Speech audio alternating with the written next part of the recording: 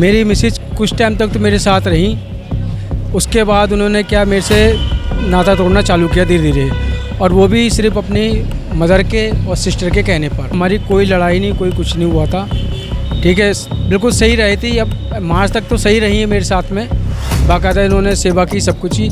जब वो अपने घर जाना उन्होंने चालू किया ना, तो उनकी सिस्टर जो गुड़गांव रहती है पिंकी, और एक रहती है बलसवा में जिसका नाम है पूजा, उन्होंने उसको धीरे धीरे कान भरने स्टार्ट किए।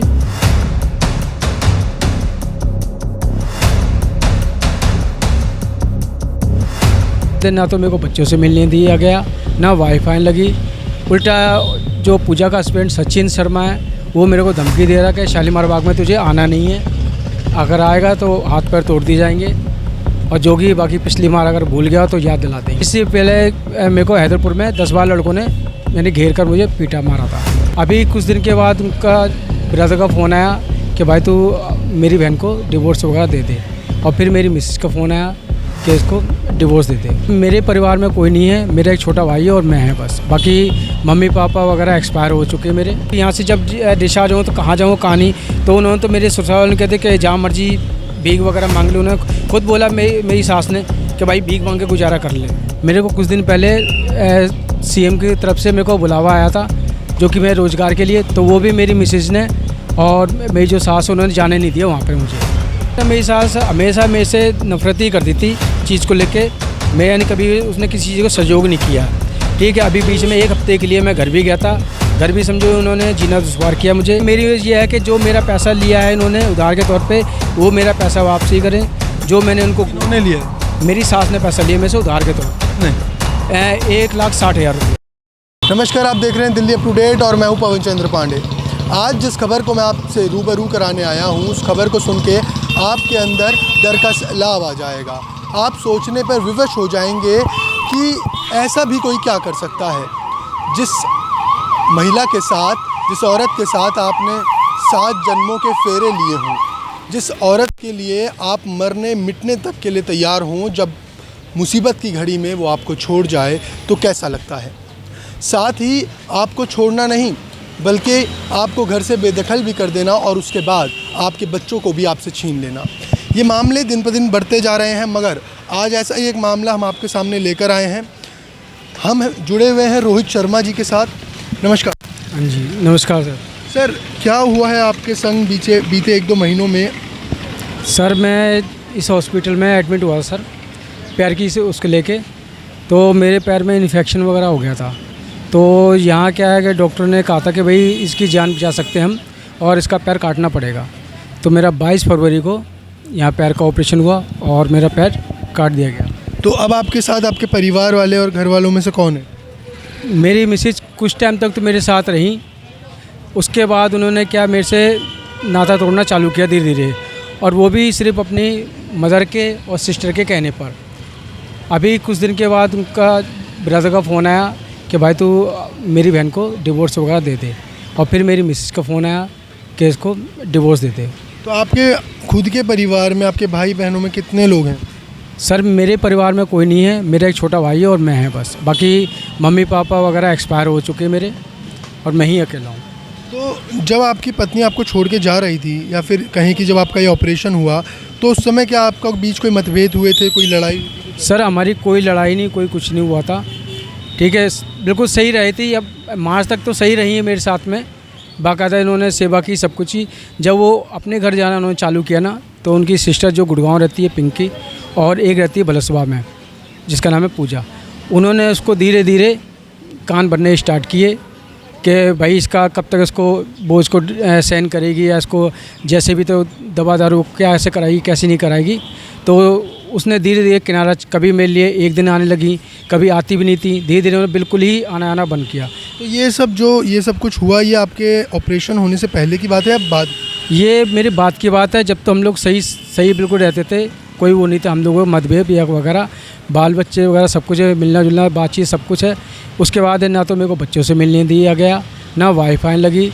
उल्टा जो पूजा का हस्बैंड सचिन शर्मा है, वो मेरे को धमकी दे रहा कि शालीमार बाग में तुझे आना नहीं है, अगर आएगा तो हाथ पैर तोड़ दिए जाएंगे, और जो कि बाकी पिछली बार अगर भूल गया तो याद दिला देंगे। पिछली बार इससे पहले भी हमला करा गया? हाँ, इससे पहले मेरे को हैदरपुर में 10-12 लड़कों ने मैंने घेर कर मुझे पीटा मारा था। तो जो आपकी पत्नी के घर वाले हैं वो आपके ऊपर क्या दबाव बना रहे हैं? वो मेरे डिवोर्स का दबाव बना रहे हैं कि इसको डिवोर्स दे दो, और मैं डिवोर्स देना नहीं चाहता। और जो बाकी मैंने इनको घर में अगर मैंने अपना पैसा वगैरह इनको दिया है जो है, मैं चाहता हूँ भाई मेरा पैसा दो, ठीक है, जिससे कि मैं अपना, अगर मान लो तुम नहीं आने दे रहे घर में, तो वैसे मैं अपने किसी भी तरह से अपना रोज़गार बना सकूँ और रोज़गार कर सकूँ। मेरे को कुछ दिन पहले सीएम की तरफ से मेरे को बुलावा आया था जो कि मैं रोज़गार के लिए, तो वो भी मेरी मिसेज ने और मेरी जो सास उन्होंने जाने नहीं दिया वहाँ पर मुझे। तो जब ये सब कुछ हुआ तो आपकी बीवी से आपकी बात हुई होगी, उन्होंने क्या कहा? उन्होंने मेरे को डिवोर्स के लिए बोला सिर्फ, और फ़ोन पे उन्होंने मेरे को धमकी दी कि मेरे को डिवोर्स चाहिए और कुछ नहीं, मैं तेरे साथ नहीं रहना चाहती हूँ, तो अपना कहीं देख ले। तो अब आपकी नौकरी कहाँ है? मेरी नौकरी वगैरह कुछ नहीं है, मैं अपना काम करता था, मैं एसी मैकेनिक हूँ, अपना काम खुद का करता था मैं। जब भी आपका ऑपरेशन हुआ उसके बाद से आपकी पत्नी आपसे अलग होने लग गई हैं और आपके बच्चे भी आपके पास नहीं आ रहे हैं? हाँ नहीं, बच्चे तो मेरे शुरू से ही आना बिल्कुल बंद कर दिया जब मेरा ऑपरेशन था, ठीक है। मैं यहाँ 13 फरवरी को 2025 को एडमिट हुआ था। तो कौन अब आपकी सहायता करेगा, कौन आपको संभालेगा? कोई नहीं सर, मैं अपने पे खुद डिपेंड हूँ मैं अब इस समय। अब मैं जब आपको इस हालत में तो अभी आपको खाने को कौन ला के देगा, मतलब आप कमाएंगे कैसे? मैं चाहता हूँ मेरा कोई छोटा मोटा रोज़गार मिल जाए, सीएम साहिबा से कहना चाहता हूँ कोई छोटा मोटा रोज़गार दे जिससे कि मैं अपना काम धंधा कर सकूँ और आज अपनी आजीविका चला सकूँ मैं। मगर वहाँ तक तो बात जाएगी, बहरहाल तब तक आप क्या करेंगे? तब तक सर क्या है कि निर्भर रहूँगा मैं। आपका खुद का घर है? मेरा सर खुद का घर नहीं है सर। ना आपके परिवार में? ना परिवार में भी कोई नहीं सर। और ना ही आपकी पत्नी बाप के साथ? नहीं, वो भी साथ में नहीं है, कोई रिश्ता कोई साथ में नहीं है। तो जब ये ऑपरेशन हो उससे पहले आपका रिश्ता कैसा था? उससे पहले हमारा रिश्ता सही था, बिल्कुल ठीक था। यहाँ बाकायदा रही है मेरे साथ में, मार्च तक रही है। मार्च के बाद में उन्होंने चालू कर दिया कटना, धीरे धीरे उन्होंने दूरियाँ बनानी चालू कर दी, और वो भी सिर्फ जो उनकी सिस्टर है पिंकी और पूजा के कहने पर। क्या कहती हैं पूजा और पिंकी? वो कहती है इसको छोड़ दो। क्यों? कि मेरा पैर कट गया इसलिए बस, कि अभी ना तो काम कर सकता ना कुछ कर सकता है, तो उसको डिवोर्स दे दो। आपके बच्चे कितने बड़े? मेरे बच्चे एक है 13 साल की गुड़िया है और एक 8 साल की है। तो ना आप अपने बच्चों से मिल पा रहे हैं, ना आपके पास कमाने का कोई साधन है, और ना ही आपके साथ कोई है आपकी सहायता करने के लिए। तो इन सभी हालातों के बावजूद आप कैसे जी रहे हैं? सर किसी तरह जी रहे हैं। यहाँ के स्टाफ के हॉस्पिटल बढ़िया स्टाफ है, सब कुछ है, वो मेरी हेल्प कर रहे हैं। यहाँ के डॉक्टर वगैरह हैं जो मेरी हेल्प कर रहे हैं। जो रोहित सर जिन्होंने मेरा ऑपरेशन किया है उनकी टीम ने वो पूरा मेरा सहयोग करिए, साथ दे रही है। खाने पीने वो अपने पर्सनली मेरे को पैसे वगैरह देते हैं खाने पीने के लिए, हर चीज़ के लिए मेरे लिए काफ़ी निगरानी में है। वो ये सोच रहे हैं कि जहाँ तक वो बात बन जाए, फैमिली मैटर सॉल्व हो जाए, पर वो मेरी वाइफ किसी का ना फ़ोन उठाती है ना बात करती है। उन्होंने फ़ोन स्विच ऑफ करके। आपका डिवोर्स हो गया अपनी वाइफ? नहीं, अभी डिवोर्स नहीं हुआ सर मेरा। तो आपने डिवोर्स फाइल करा था क्या? नहीं सर, मैंने नहीं किया, वो करना चाह रही हैं वो बार। आपकी वाइफ? हाँ, वो देना चाह रही हैं। और जो मेरा साड़ू सचिन है वो दबाव दे रहा है, मेरा साला शिवम है वो मेरे ऊपर दबाव दे रहा है, मेरी मिसेज दबाव दे रही हैं, और मेरी जो सास है वो भी दबाव दे रही है मेरे ऊपर। मेरी सास हमेशा मेरे से नफरत ही करती थी चीज़ को लेके। मैं यानी कभी उसने किसी चीज़ को सहयोग नहीं किया, ठीक है। अभी बीच में 1 हफ्ते के लिए मैं घर भी गया था, घर भी समझो उन्होंने जीना दुश्वार किया मुझे। मेरी मिसेज अपनी माँ के कहने पे उन्होंने कम से कम 1 हफ्ते तक मेरी रोटी वगैरह कुछ नहीं दिया। मैंने ऑनलाइन मंगा के खाना खाया है घर पे भी। और जो ये कब की बात है? ये अभी फ़िलहाल की बात है, एक यानी आपका इस समय अगर चला ना, ये 25 जुलाई को मैं घर चला गया था 1 हफ्ते। हॉस्पिटल से डिस्चार्ज लगा? डिस्चार्ज नहीं, वैसे ही लीव पे गया था, छुट्टी पे गया था। तो डॉक्टर कह रहे बीपी वगैरह आपका बढ़ा हुआ है तो सर्जरी आपकी नहीं हो पाएगी, तो आप 1 हफ्ते के लिए चले जाओ और कुछ माइंड चेंज होगा आपका। मगर 1 हफ्ते के लिए आप कहाँ जाए? अब कहाँ जाएंगे? अब तो ना आपकी बीवी का घर है, ना जहाँ पर रहा करते थे, ना ही अब आपके पास खुद का घर है ना, तो अब आप कहाँ रहेंगे?